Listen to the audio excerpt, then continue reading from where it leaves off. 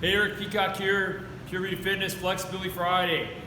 One thing we talk about with flexibility, we always think of muscles, but nerves control muscles. So sometimes when we have constant chronic tightness in an area or like in our ankle, we tend to turn our ankle or sprain our ankle.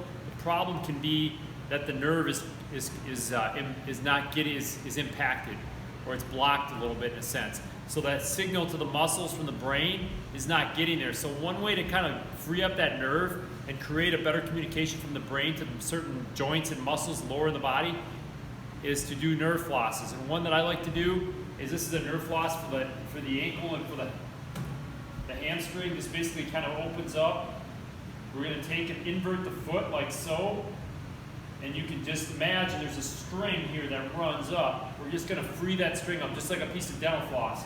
And then what I can do is I can do this from two different joints, keeping the foot inverted. I'm going to just come here, bend into the knee, come back, into the knee, and back. Just like this. And loosen up that nerve back there. I'll do that maybe 5 to 10 times. And then I'm going to turn this in, and I'm going to bend forward at the hip, come back up, forward at the hip, keeping that foot inverted, back up, forward at the hip.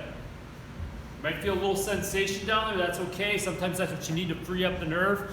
It's really good for if you have chronic, you stretch your hamstrings and you don't get anything loose. Or another thing too is if you get a lot of ankle sprains on one side of your body, you always seem to be turning this ankle, or this ankle seems to be unstable.